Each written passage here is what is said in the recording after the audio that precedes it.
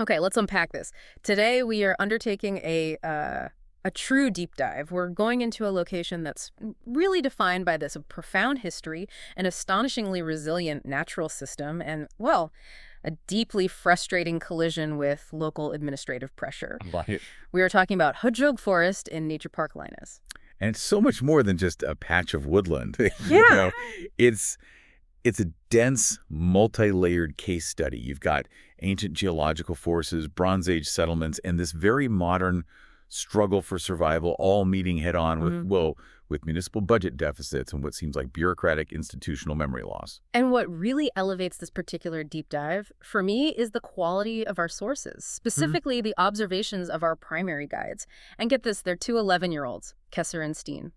These boys, they're studying nature innovation at school, and they have spent a whole year meticulously documenting Højbjerg. They aren't just doing a school project. No, they're acting as the forest's dedicated on-the-ground defense team. It's incredible. It really is. And their findings, they form the core thesis of our discussion today. It's a viewpoint the local government desperately needs to hear. And that is, everything is connected. This isn't some theoretical concept for them. It's the foundation of their empirical work. They absolutely reject this narrow, desk jockey approach of isolating the central water hole, which is so critical to the local environment. Exactly. In their worldview, which is backed by science, by the way, the water flow, the wind that has carried sand across the fjord to build the ancient hills, the protected plants and animals, it's all just one integrated, functioning system. So our mission today is to synthesize their astonishingly detailed notes and all the accompanying source material. We need to explain to you, the listener, why this specific habitat is so important, how its unique Ice Age and Bronze Age history shapes its present, and crucially, why the local authorities' alleged neglect is causing all this tension and a massive legal tangle. And the complexity they've uncovered is huge. I love this detail. Kesser and Steen themselves, they joke that if they were to try and tell the complete story, with all the necessary details about every single newt, every Bronze Age shard, every municipal memo, it would wake up H.E. Anderson and make Shakespeare green with envy. Which really highlights the challenge, doesn't it? We're distilling years of history, hydrology, and biological data into the most vital nuggets. We need to make sure that the facts about the Ice Age origin of the water, the legal status of the forest, the sheer volume of protected species, that all of it sticks with you. We're going to show you exactly how their boots-on-the-ground perspective fundamentally contradicts the administrative reality being promoted. Exactly. So let's start with a foundational concept, natural succession. Because the history of Højbjerg isn't one of static preservation, it's one of constant evolution, sometimes accelerated by human intervention, and sometimes, well, saved by human absence. That's a great way to put it. This forest wasn't planted. It emerged. It's a really powerful illustration of nature's ability to reclaim territory when you just give it the chance. So let's unpack the origins. The area, it once contained these extensive colony gardens, right? These small plots for recreational gardening and tiny little summer shacks. And the sources refer to the gardens being deported. It's a really stark term. It suggests a pretty forceful removal. It was a planned displacement. Roughly half of the small shacks were physically moved to a different location. But the absolute key to the current ecosystem lies in the gardens that remained. Okay. They weren't cleared and manicured. They were simply allowed to, the term they use is grow-till, to grow to just run wild, completely unchecked. And this shift from intensive human cultivation to total abandonment, that's what created the perfect conditions for natural succession, the kind you read about in biology textbooks. Precisely. We are talking about that gradual process where pioneer species, weeds, saplings, small bushes, they begin to dominate. And then they're followed by denser, taller vegetation.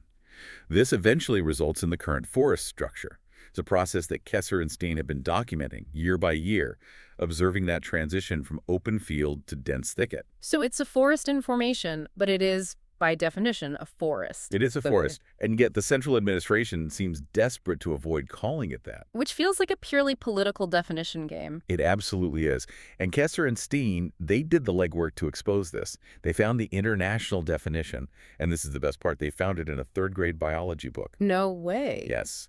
And it states that an area is defined as a forest if more than 10% of it is covered by the crowns of bushes and trees that will eventually reach a certain height. This isn't subjective, It's a measurable, quantifiable metric. And based on the physical reality of Højbjerg today, It must easily surpass that 10% canopy coverage. Well, without a doubt. But see, if the municipality officially accepts this definition, they trigger layers of environmental protection and planning restrictions that would immediately curtail their ability to sell the land for development. So they just choose denial. They choose denial. Mm. Despite the clear international and local biological metrics, it's just an act of administrative deafness. Let's go even further back, though, because this land has been eyed for development for decades, which kind of fuels this local narrative that building here was always the intention, as if nature's return was just some inconvenient interruption. And that narrative, it stems from these grand plans dating back to the previous millennium. The initial vision for this area was massive. A major complex including a school, a swimming hall, a shopping center. We're talking comprehensive urbanization. That sounds like a guaranteed project designed to serve a growing population. What on earth stopped it? A monumental archaeological discovery. When the search trenches were dug, and we're not talking full foundations, just the preliminary investigations, archaeologists found definitive evidence. The area had been used, repeatedly and consistently, since the Bronze Age. Wow. Since the Bronze Age. So we're talking about remnants of ancient settlement. Exactly. Post holes indicating longhouses, pottery shards, tools, maybe even burial sites. That's instantly transformative. You can't put a swimming pool on top of a protected Bronze Age settlement. Absolutely not. The plans stalled instantly. That discovery fundamentally changed the area's legal and cultural status. But, the pressure didn't vanish entirely as the economic climate shifted in the mid-2000s during the peak of that housing boom. The speculative boom era. Precisely. The idea was resurrected.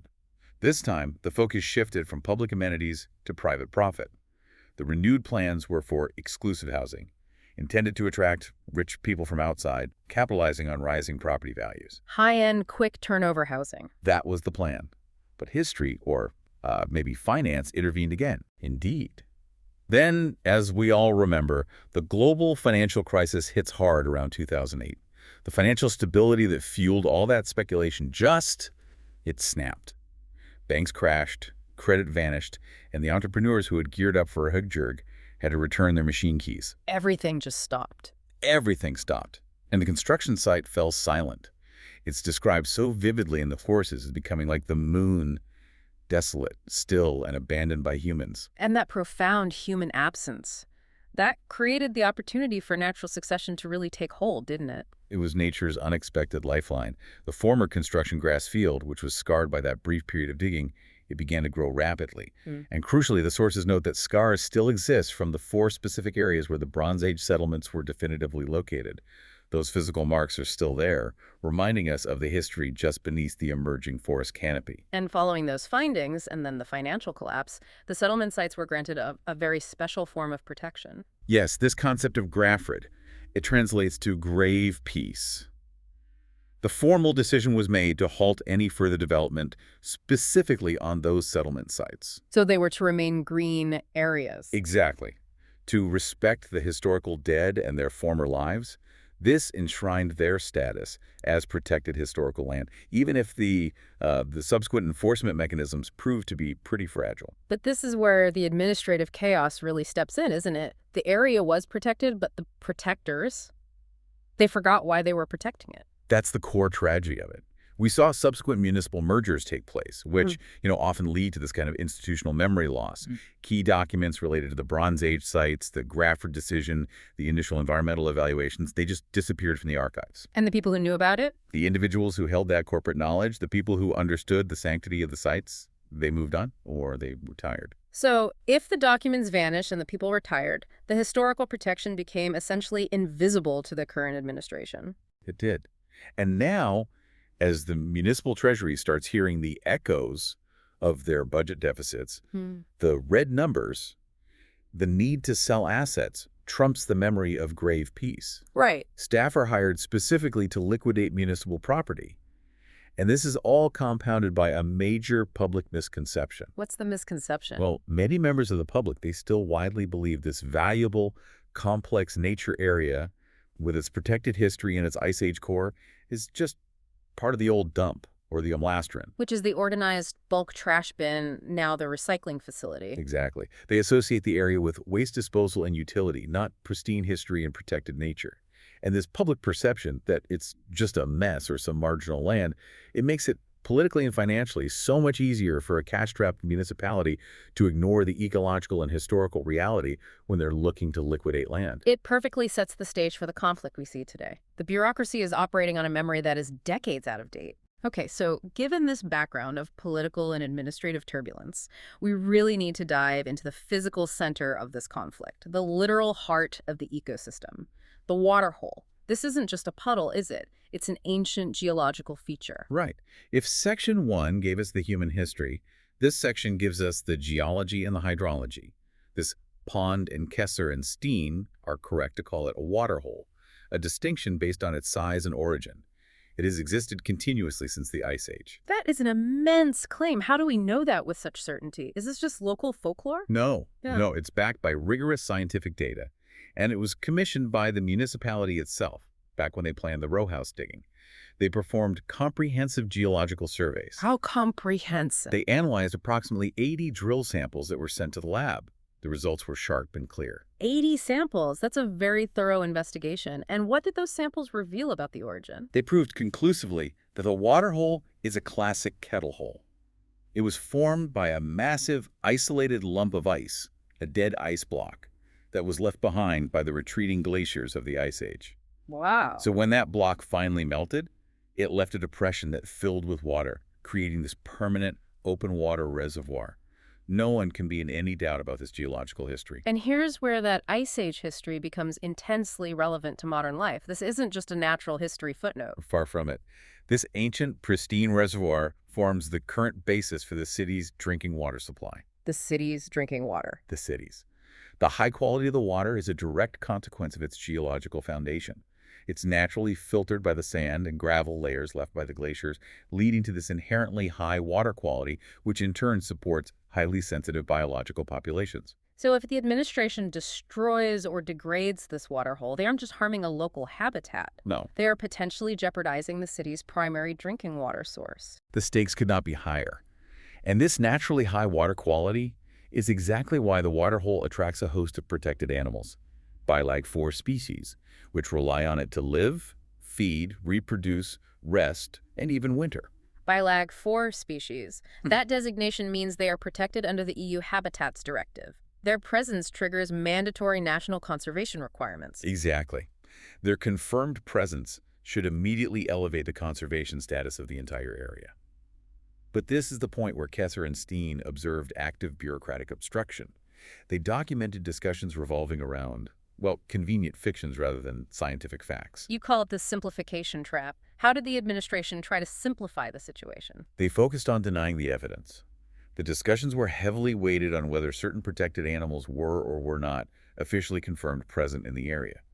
And the underlying unspoken motivation was that if official confirmation of certain species was made, well, things would become too complicated for the development agenda. That's you complicated. Conservation becomes expensive and restrictive, and complexity doesn't help you sell land quickly. So they were actively denying the biological reality that was being documented by 11-year-olds and local enthusiasts. They were, and simultaneously, as we noted, they were refusing to acknowledge the area had met the 10% canopy rule to be classified as a forest. They decided they could just act as if the natural succession hadn't even happened. They're ignoring both the ecological and the botanical reality. Both. But ignoring environmental law rarely ends well, does it?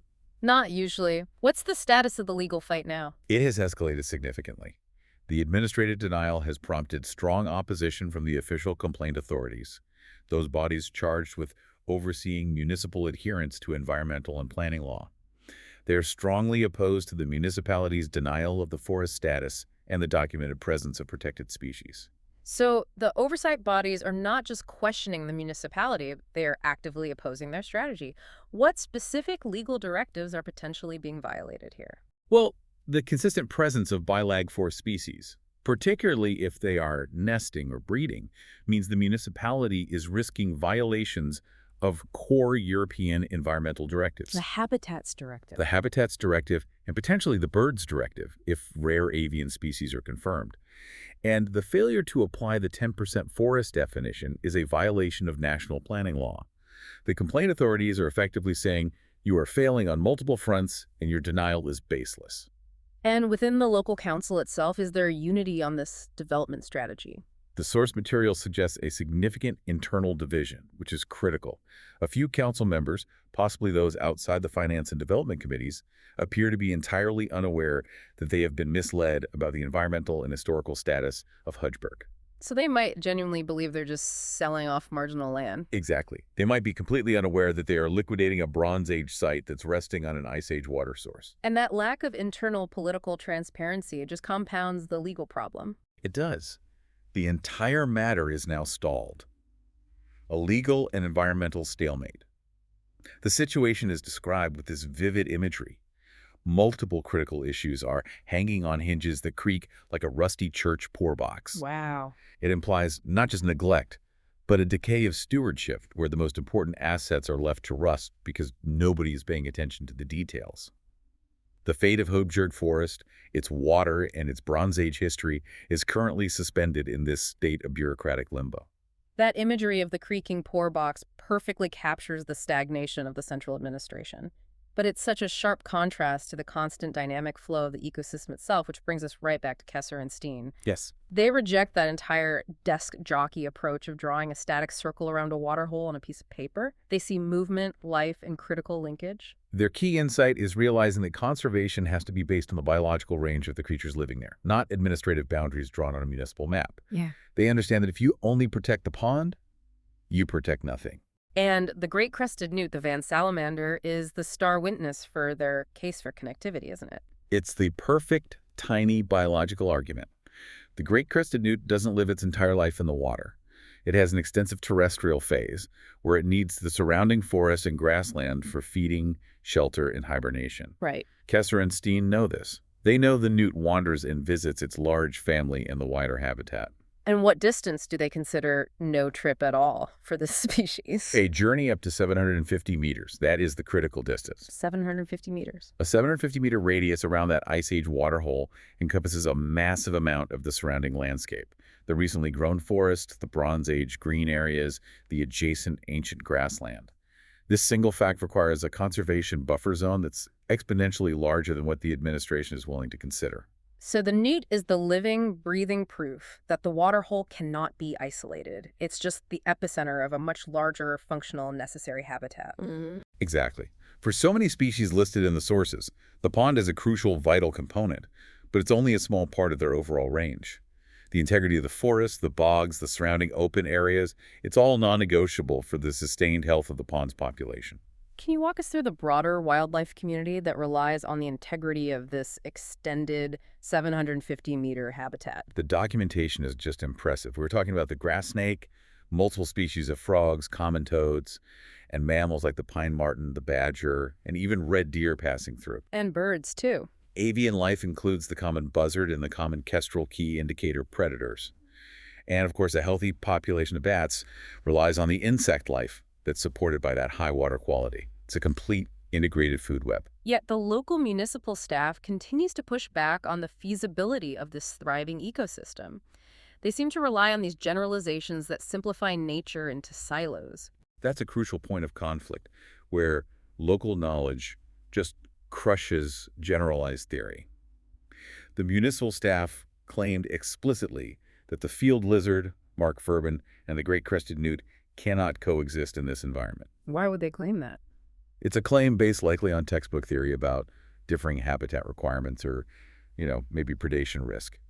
And what was Kesser and Steen's response to that professional dismissal? The simple, powerful truth of empirical evidence. They immediately debunked the claim. They've consistently observed the two species together since they were small boys climbing trees and exploring the area. They have seen them cohabitate for years. So that consistent multi-year, boots-on-the-ground observation is far more authoritative than some generalized memo based on assumed conditions. It's the difference between lived experience and checking a box on a form. But the boys also highlighted something that officials entirely neglected in their analysis of the waterhole: the plant life. The floras are truly the unsung heroes here, and they are critical indicator species. The officials only focus on the animals, but Kesser and Steen stress that the submerged plants within the waterhole are essential for the newt's survival. How so? They provide cover from predators, and critically, they provide the material where the newts lay their eggs. And how do these plants indicate the water quality? They are exquisitely sensitive to nutrient levels. Plants like specific species of pondweed or sensitive aquatic mosses can only survive in ultra-low nutrient environments, conditions typical of glacial meltwater that hasn't been contaminated by agricultural runoff or sewage. If these specific plants are present, it's a definitive, immediate indicator of fine, high water quality. It just reinforces the geological data we discussed earlier. If you neglect the plants, you remove the foundation for the entire food chain. Absolutely. And this holistic view, flora, fauna, geology, and history, is what drives their urgency. It all circles back to their core belief. Everything is connected. And they realize the fragility of that connection in the face of this bureaucratic pressure. Kesser tells Steen they have to document everything while it can be done, recognizing that a decision made at a distant desk could destroy this ancient system overnight. So let's broaden our view a bit, beyond just the emerging forest canopy, and look at the surrounding environment, which is also integral to this connectivity claim. Yes, we need to examine the microfeatures surrounding the forest, specifically the importance of the bogs and the smaller waterholes located out on what most people simply dismiss as the field. Ecologically, that open area should properly be recognized and managed as an overdrive. Overdrive is a specialized term. Can you elaborate on what defines that habitat? It's not just a grassy area. An overdrive is an ancient grassland, typically a dry, often sandy habitat shaped by centuries of grazing by domestic or wild animals, and that grazing keeps the nutrient load extremely low. So because the soil is poor in nutrients? Specialized, often rare flora thrive there. They avoid competition for more aggressive, nutrient-loving plants. It's an irreplaceable historical landscape type that connects the forest to the wider region. It's fundamentally different ecologically from just a plain abandoned grass field. And we are seeing that even the local residents, the neighbors, are starting to align their own actions with this rewilding vision. That's a fascinating cultural counter-narrative. The source mentions the neighbors in the nearby allotment area. These plots are only a few centimeters above the high groundwater table, and they have a loose relationship to Baroque style. Which is a wonderful way of saying they are charmingly untamed and messy. It is. And it's perfect for supporting wildlife. These garden owners are increasingly joining the Ville Med Vilge movement, which is literally wild with intent. It's the grassroots garden owners' version of rewilding, where people actively step back from manicuring their plots to encourage wilder, messier, more biodiverse nature. So it demonstrates a clear, growing public appreciation for the exact type of nature the municipality is trying to dismiss as marginal or developable. Precisely. The dedication of these local enthusiasts, from Kesser and Steen to the allotment owners, it's incredibly powerful. But we have to contrast that genuine connection with the external pressures imposed by tourists and city dwellers who, as the source suggests, often don't really understand the complexity they are visiting. It's the paradox of modern tourism, isn't it? People want wild nature, but they want it accessible, predictable, and packaged with urban facilities. They want the peace without the inconvenience of true wilderness. The demands listed in the source are almost comical in how they miss the point of a preserved natural area. Tourists are seeking relaxation, but they're also demanding things like flea markets and dedicated areas to chop down Christmas trees. And not just chopping down Christmas trees, but specifically wanting to do it like Donald Duck in the Disney cartoon. They want these curated, nostalgic experiences. They also ask for facilities for their children, like ballet or piano lessons on site. And the most surreal request: Go on. who will play Santa Claus at 3:30 p.m. for our children? This isn't about connecting with nature. This is about creating an easily consumable, photo-ready experience. That's the key insight. It's about generating content, the perfect TikTok video or Instagram photo that prove they are out in nature. This behavior illustrates the fundamental chasm between deep ecological understanding and simply taking a quick metro trip to the zoo just to buy and eat candy floss. The forest is viewed as a stage, not an ecosystem. And the consequence of this superficial interaction, as Kesser and Steen have observed, is the piss-poor behavior, particularly the littering. It's the inevitable result of treating nature as disposable entertainment. The boys understand why many popular tourist spots are becoming fed up with visitors who fail to pick up their garbage or use the bins provided. This low-respect interaction adds yet another layer of stress to the environment, which the municipality then struggles or chooses not to manage. Let's examine the municipality's management choice then, because ultimately their decisions are overwhelmingly financial. Absolutely. The mayor's focus is explicitly targeted at counteracting severe budget deficits, those persistent red numbers. The designated strategy is to make the harbor areas in the other part of the commune the financial dynamo. Meaning the harbor is the designated moneymaker through development, commerce, taxing new infrastructure that's supposed to stabilize the entire municipal economy. Precisely. And when the financial imperative is that high, areas requiring financial investment for conservation, like Højbjerg Forest, are neglected. Conservation is viewed as a cost, while the harbor is viewed as revenue. And this neglect directly contradicts their previous, legally binding environmental promises. They seem to be suffering from a very deliberate amnesia regarding their own commitments. They are. The source material highlights that the municipality has effectively forgotten its own prior commitment to wild birds. They had previously agreed to establish a Nature 2000 bird protection area in the region. And that kind of high-level commitment would restrict development severely. Of course. But it has simply been overridden by the urgent need to find liquid assets to balance the budget. And they actively deter information that might complicate their financial goals. This is a highly cynical policy decision. They choose not to inform incoming tourists about the environmental restrictions related to the protected species and habitats, like the newt's 750-meter range. What's their rationale for that? Their economic rationale is stark. They believe that if they put up detailed signs about restrictions, tourists will simply go elsewhere, avoiding the commune entirely, which would impact the minor revenue stream they currently enjoy. It's short-term economic gain prioritized over long-term environmental stewardship. This political expediency stands in such sharp contrast to the genuine dedication we see from the local community. The anecdote about the birdwatchers is a perfect measure of this contrasting value system. It brings the value metric to life in a way a municipal budget never could. If you were to peer into the trunks of the small cars used by the local dedicated birdwatchers, you would quickly realize that the sheer volume and quality of the specialized gear, The long lenses, the high-end binoculars, the tripods, it represents most of their pensions plus interest. they are literally staking their financial future on the continued existence and health of this area, just so they can observe it. That is the ultimate contrast. These enthusiasts place an immense personal quantifiable value on the ecological integrity of Højbjerg, treating it as irreplaceable. The local government, meanwhile, looks at the same land and sees only a line item on a spreadsheet waiting to be liquidated for a quick budget fix.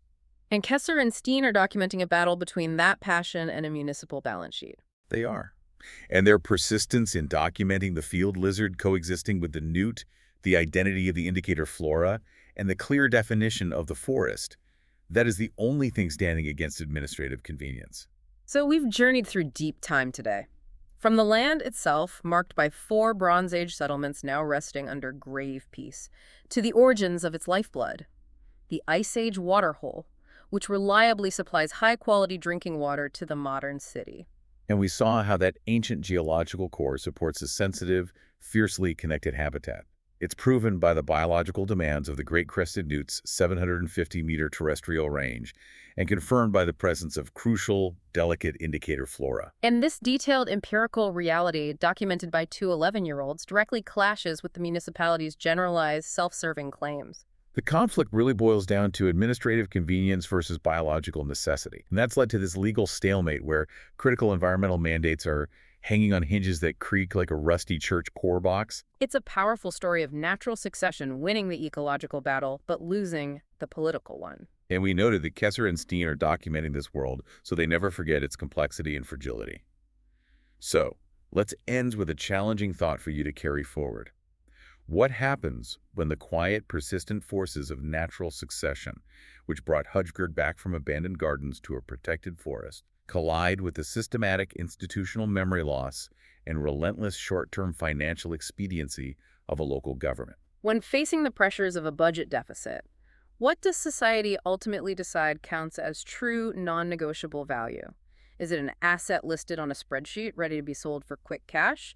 Or is it the ancient life supported by high-quality Ice Age water that serves as the foundation of the city's drinking supply? The answer to that question will define the future of places like Højbjerg Forest. And perhaps the real innovation Kesser and Steen are demonstrating is that detailed, on-the-ground observation is the most powerful conservation tool we have. If you found this exploration fascinating, and if you want to keep tabs on the ongoing story of Kesser, Steen, and the Ice Age waterhole, and hear more deep dives into critical, complex ecosystems facing similar bureaucratic challenges, be sure to subscribe. We will continue to follow the threads they uncover.